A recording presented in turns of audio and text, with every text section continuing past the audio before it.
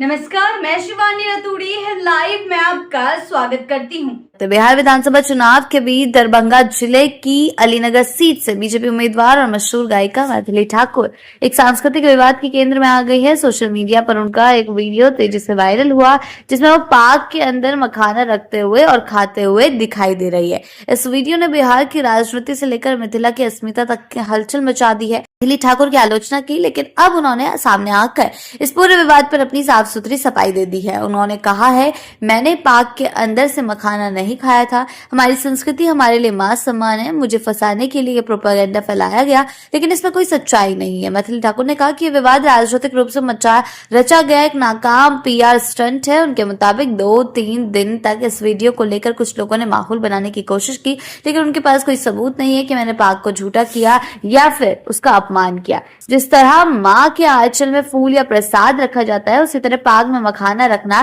कोई गलत बात नहीं है। पाक मेरे लिए माँ के आंचल के समान है। क्या माँ का आंचल झूठा हो सकता है?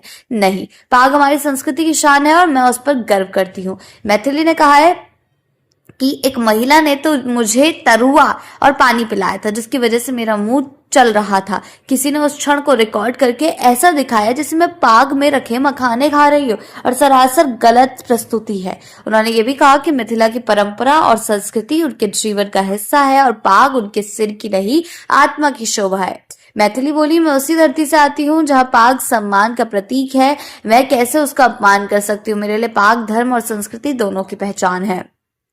दरभंगा की राजनीति में ये मुद्दा अब चर्चा का केंद्र बन गया है, जहां विरोधी दल इसे सांस्कृतिक असंवेदनशीलता का मामला बता रहे हैं, वहीं बीजेपी समर्थक इसे भ्रामक प्रचार कहकर खारिज कर रहे हैं। मैथिली ठाकुर ने अपने बयान के जरिए साफ करने की कोशिश की कि ये विवाद संस्कृति बनाम साजिश का है, न कि किसी धार्मिक या सामाजिक असम्मान का। उन्होंने कहा है कि उनकी संस्कृति को तोड़ने की हर नाकाम कोशिश होगी, क्योंकि मिथिला की बेटियां अपनी परंपरा की रक्षा करना जानती है।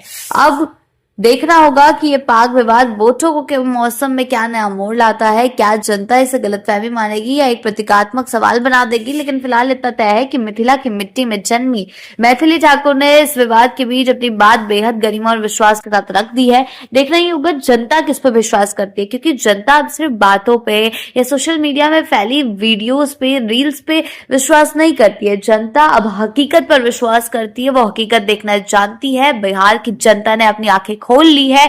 उन्हें विकास की राह चाहिए और विकास उनको जिसके राह पर दिखेगा, बिहार की जनता उसे ही चुनेगी। देखने वाली बात होगी कि ये मुद्दा आगे चलकर कितना तूल पकड़ता है और क्या मैथिली ठाकुर इस मुद्दे से बाहर आ पाती है या नहीं।